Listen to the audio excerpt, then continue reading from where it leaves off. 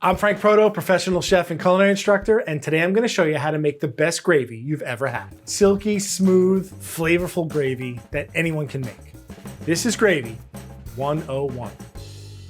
Gravy is a sauce made from the thickened and seasoned juices of cooked meat. People usually make gravy when they're doing a large roast and they have all the drippings in the roasting pan. Pretty much anytime you make a roast, you should be making gravy. Today I'm gonna show you how to make the classic version that I was taught in culinary school many moons ago. In order to make a delicious gravy, you have to season your protein and get yourself some mirepoix. A classic mirepoix is 50% onions, 25% carrots, and 25% celery. That's all it is. It sounds fancy. It's just onions and celery and carrots. There are two main reasons I use a mirepoix for my roast. First of all, it's gonna keep my roast off the bottom of the pan, and it's not gonna stew in its own juices. Second of all, I want this to flavor my juices. I'm gonna get some really nice caramelization and flavor from this mirepoix. All you really have to do is put these into the pan.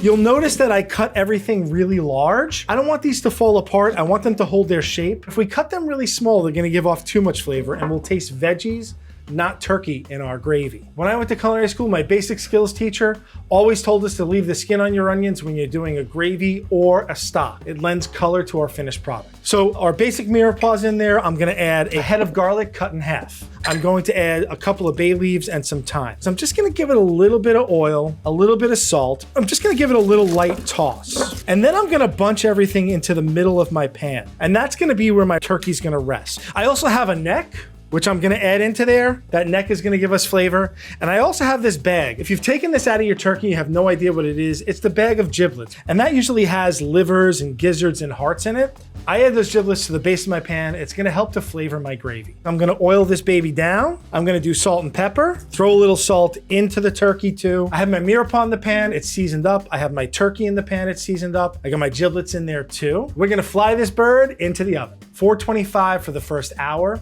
That's gonna jumpstart the browning on the skin. And then I'm gonna lower it down to 325 so that my turkey stays nice and juicy.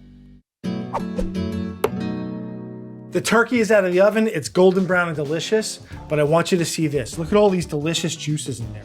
You can see our vegetables are nice and caramelized. We've rested the bird for about 10 to 15 minutes. When you cook it, the juices kind of all go towards the center. When you rest, the juices kind of relax and go back into the turkey. Whatever juices don't stay in the turkey, go to the bottom of the pan to make a great gravy. So what I do is just stick this into the cavity and I lift my bird out.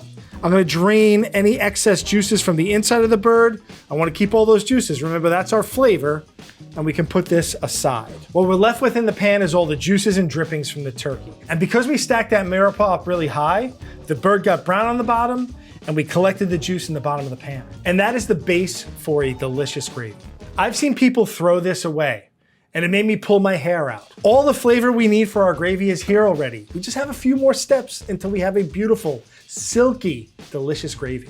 I have my roasting pan with all of my turkey parts, mirepoix, and juices. What I'm gonna do is I'm gonna turn this up, and I'm gonna let the juices boil down to make a fond. We're gonna use the turkey fat to make the roux. A roux is usually equal parts fat and flour, and it's used to thicken soups, stews, sauces, and gravies. Let this cook out. Let's evaporate all the liquid, and then we can add our flour.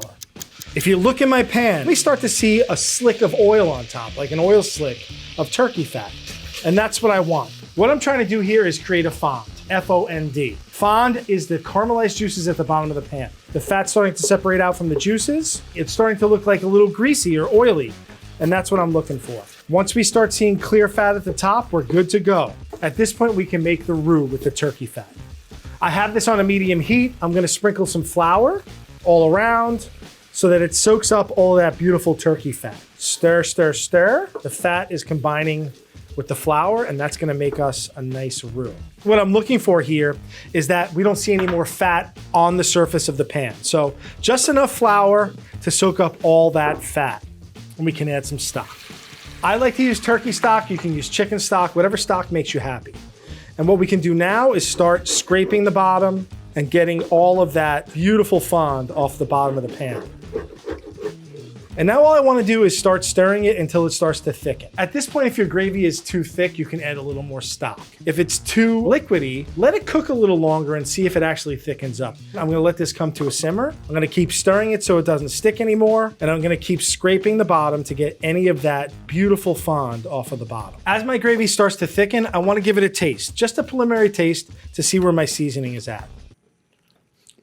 All right, definitely needs a little salt. You can also see that it's a little on the thick side, so I'm just gonna add a little more stock. If it's too thick, we add a little more stock.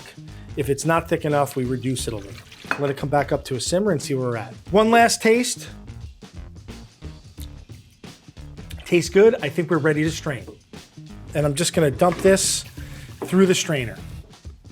A couple of things I want to keep in mind when I strain is I don't want to push these vegetables through. It's going to leave little bits and pieces floating in my gravy. So I just want to let the juice fall through and stir lightly, trying not to break up too many things. Here we have our finished gravy. Now, I want you to listen really quick. I'm going to get a ladle full. What do you hear? Kind of sounds smooth, right? If I did that and I heard plopping, that would mean my gravy is way too thick and we can adjust with more stock. This one is the perfect consistency. We've taken all this time to make this beautiful, luxurious gravy. It needs to have a gravy boat. Put it in a vehicle that makes your gravy look even better. So I'm gonna ladle it in. This gravy looks good enough to drink, but I have a better idea. Remember that turkey I roasted earlier? Well, here it is on the plate. And the only way to make it better is to take the star of the show and slather it all over our turkey. Ooh. I don't know about you, but I like my turkey to swim in the deep end of the gravy. Let's taste. Now I'm gonna get a lot of gravy on this baby. Let's slather it on there. First thing I taste in the gravy is that it's roasty and delicious. It's got a really great consistency. It's luxurious, it's silky, it's not thick and lumpy, and it sticks to the meat. And that's what I want. We've taken a lot of care to make this gravy. We roasted a turkey, we made the mirepoix, we made a roux out of the fat. We made it so it was the right consistency. And the thing that a good gravy does is it raises everything up. It takes this turkey that could be a little dry and bland and makes it that much better. Take your time and your gravy will be as good as mine.